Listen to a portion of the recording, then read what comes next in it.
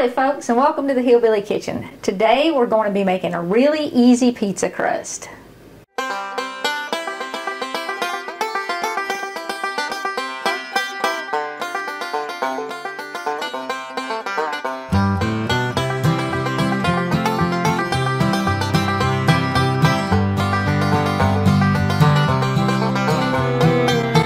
Now this pizza crust has basic ingredients and it's super easy to make, and it's pretty fast enough even for a weeknight.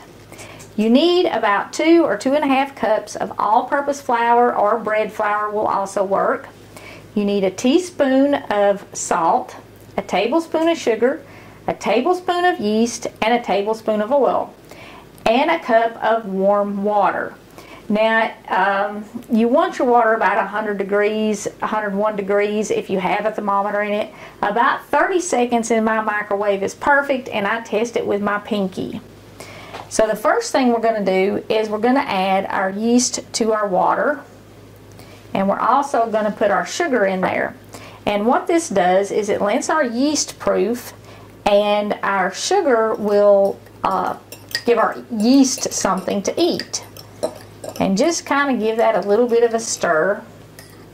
And I really should have put that in a bigger cup because that's going to foam up pretty quick if your yeast is good. Now we're going to put our salt in our flour. And we'll add our oil and our yeast and sugar to the flour at the same time.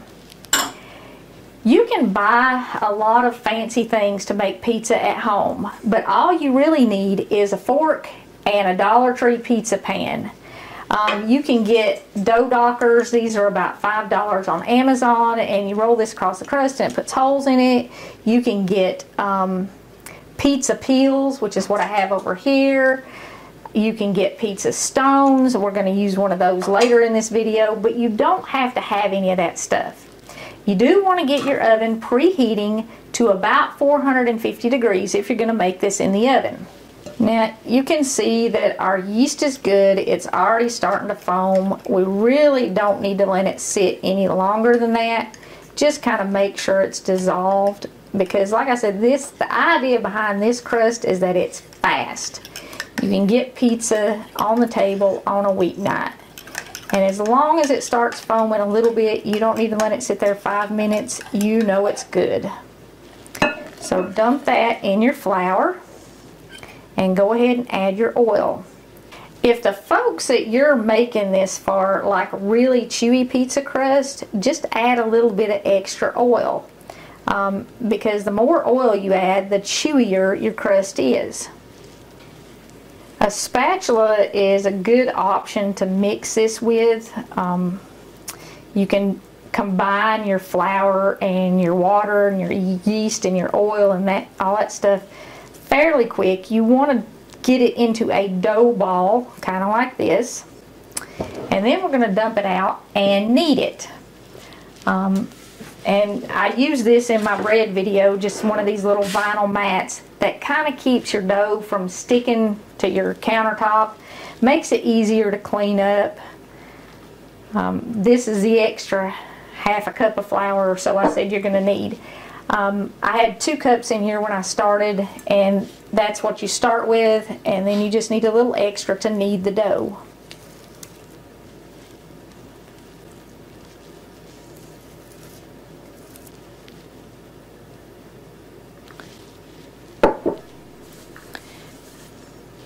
We did a lot of tips on kneading in the bread video that we put up this spring, and I'll put a link to that in the description of this, so if you need more help than what I give you in this video, you can go watch that bread video. And I also talked about a lot of different things that you could put in dough to change the texture of it. Okay, the humidity is going to affect how much flour you need in your dough. And it's pretty humid today, so it took pretty much that whole extra half a cup of flour. Sometimes you're only going to need about 1/4 cup extra flour, but because it's so humid today, I had to add, I would say, every bit of a half a cup. And once you get your dough where it's not totally sticky, and where you have kneaded it enough, could probably be kneaded a little bit more, but you want to knead it somewhere between 3 and 5 minutes. You want to get it elasticy, and you want to get it smooth.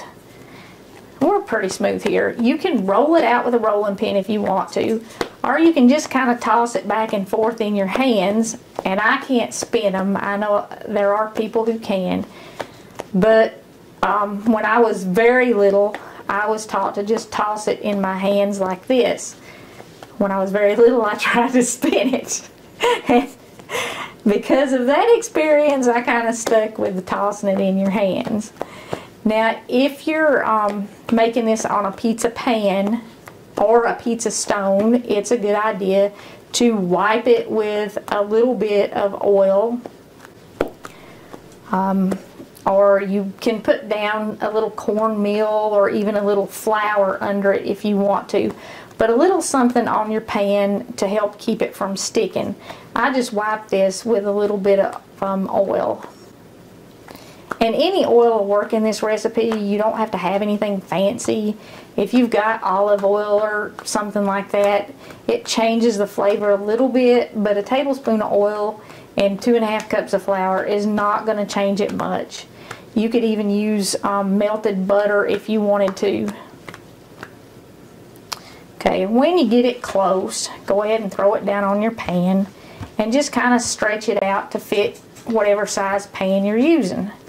And because you've got that oil, it's going to stretch out. I could have even added a little bit more flour to this. It's still kind of sticky, but this pizza dough is very forgiving.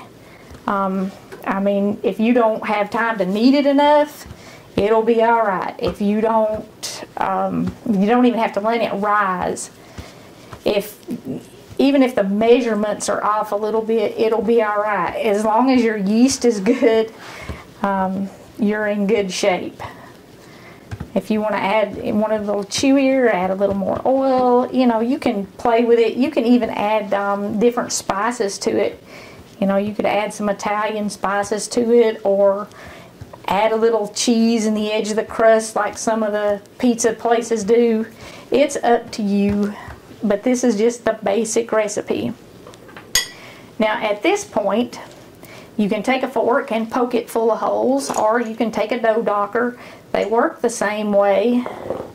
You do want to poke holes in it though, because we're not going to let this rise. And if you don't poke holes in it, then it's going to get bubbles in it.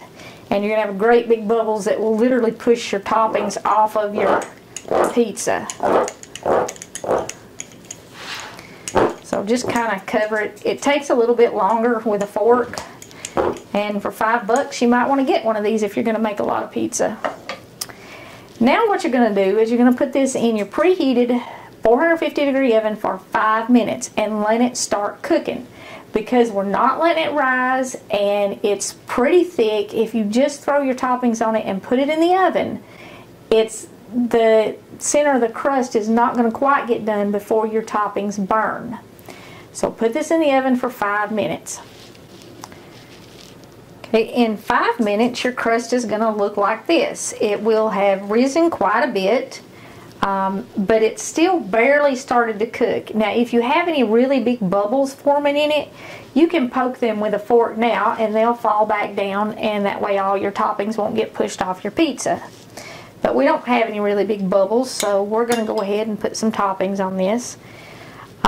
You can put literally anything on a pizza you like. And we did a personal pizza video where we went over a whole bunch of toppings, and I can put a link to that in here too, just so you've got some ideas for toppings. But you can really create some masterpieces if you're making pizzas at home. And you could even divide this crust into like 4 small pizzas and put it on a cookie sheet and let everybody make their own pizza. I'm going to put more sauce on one half of this than I do the other one, because Brett doesn't like as much sauce as I do. He literally likes his brushed on with a paintbrush. And I'm also just making pepperoni pizza, because the more stuff that you put on this, the longer it's going to take to bake. When we put this in the oven, it will probably bake in 15 minutes because I'm just putting pepperoni and cheese on it. If you load it down and you do pepperoni and cheese and maybe extra cheese, and you do a little sausage and a little ground beef and some bacon, love bacon on pizzas, and peppers and onions and mushrooms and, you know, all kinds of stuff, it's going to take 20, maybe even as long as 25 minutes to bake, because the more toppings you put, the thicker the pizza is and the longer it takes to bake it. But with just cheese and pepperoni, we're probably looking at about 15 minutes. You do want to bake this on the bottom rack of your oven. It's hotter, of course, in the bottom of the oven, and that doesn't matter what kind of oven you have, whether it's just a regular oven or a convection oven or whatever. Gas, electric, it's always hotter in the bottom of the oven because that's where the main heat source is in the oven. You can use any kind of sauce on your pizza too. Because it's just Brett and I normally use leftover spaghetti sauce when we're having pizza, because it's just the two of us and we don't eat that much sauce at one time. So that's what I do with the leftover stuff. And I'm going to put a little bit more cheese on my side than Brett likes. He doesn't like a lot of cheese or a lot of sauce. Okay, that looks pretty good, and that's all I'm going to do to this in the bottom rack for 15 to 20 minutes, depending on how much you put on it. And because I put more cheese on my side and less cheese on Brett's side, I'm going to put mine toward the back of the oven because there's also more heat from the back of the oven. So this will cook more than this does, and that way my extra cheese will get done at the same time his does.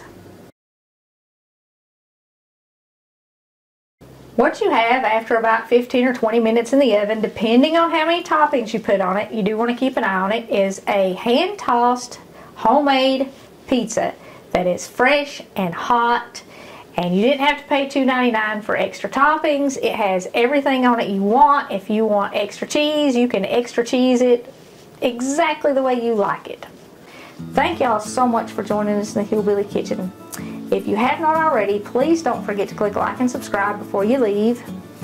And until next time, remember to put God first.